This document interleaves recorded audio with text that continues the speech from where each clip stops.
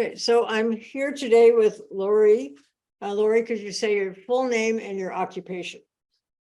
My name is Lori Kizzia. I'm a clinical social worker, working primarily with folks who are impacted by substance use disorders, severe mental health disorders, and then who are also experiencing homelessness. So I work in that intersection. Mm-hmm. Good way of putting it.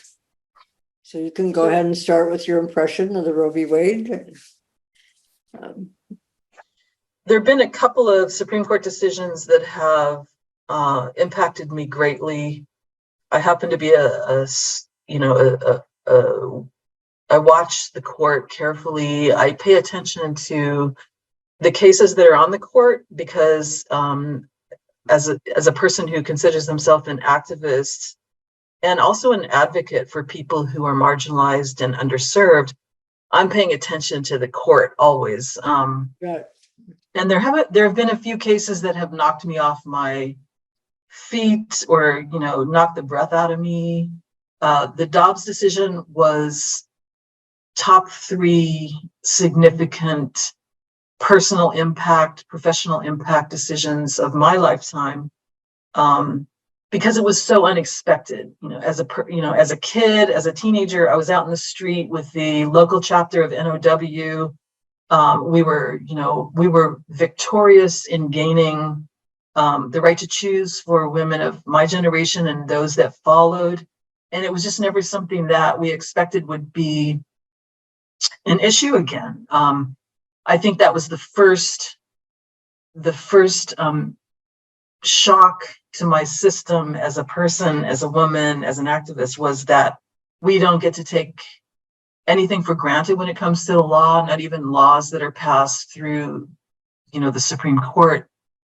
A lot of my friends who are people of color have said to me, okay, so it was a horrible ruling, and now you kind of know how we feel about some of the other decisions, the voters' rights legislation that was so devastating a few years ago, some of the setbacks to the civil rights, legislation. So it was an eye-opener to me about what it feels like to take for granted your liberty and have it, kind of stolen away from you. Why is the right to choose so important? It's so important because it's a part of a tapestry of liberties that we all innately should have, deserve, don't have to earn. They should be innately ours.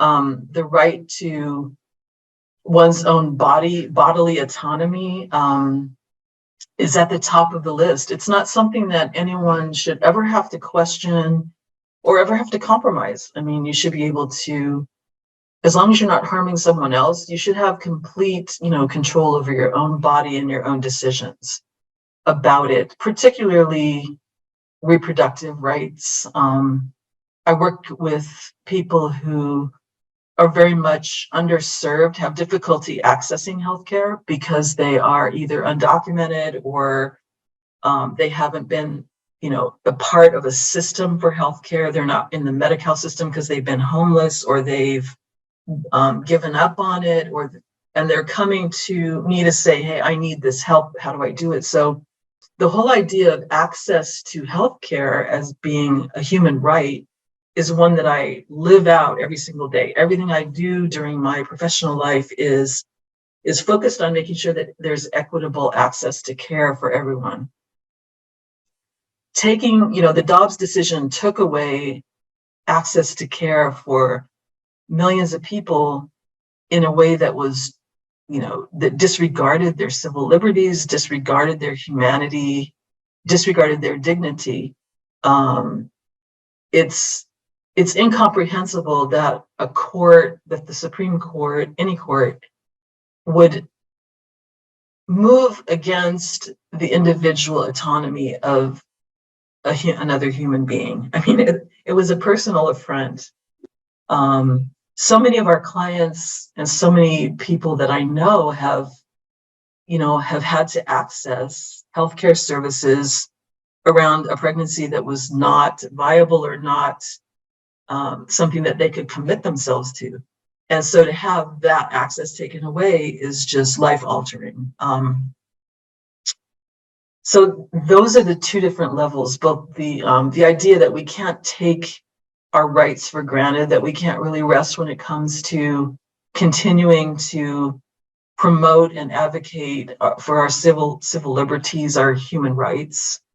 And then secondarily, the impact of the decision on people that I know and serve and care about is really devastating.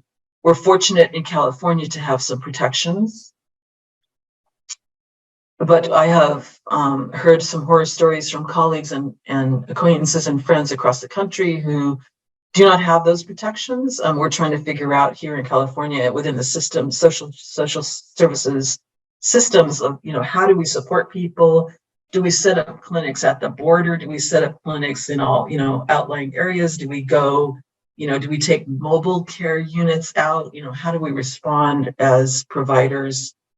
Because I'm a mental health clinician, I have a big level of concern and interest in wanting to support the negative impact that the Dobbs is going to have on people's mental health is going to be at first hard for us to measure, but I think we're going to see a lot of mental health issues, depression, anxiety, post-traumatic stress, even some of the more psychotic delusional disorders that people have have been able to maintain under medications can be totally devastated by, like not having access to physical care, medical care. So it's all the way around going to affect people's well-being. Even if you're in, let's say you're in a state where you do have access to reproductive services, healthcare services, but you have loved ones or kids or relatives or friends in other states who do not. The anxiety that generates. I had a couple of colleagues in the last month talk to me about how their daughters live in other states where there's not going to be access, and how that just wears on them.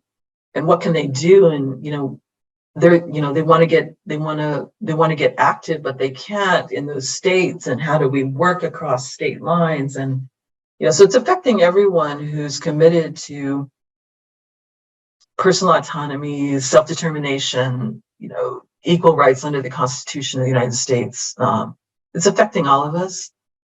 Whether you're of reproductive age or not, that's not the issue at all. It's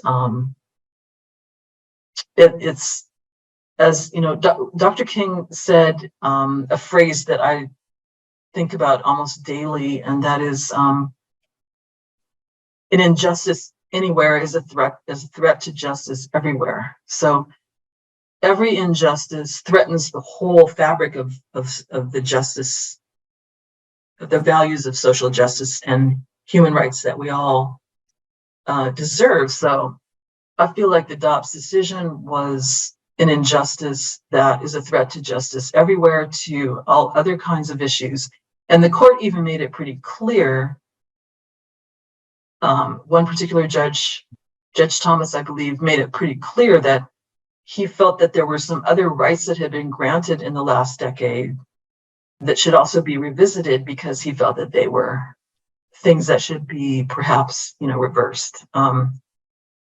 So that's pretty scary. It evokes a lot of anxiety in our system.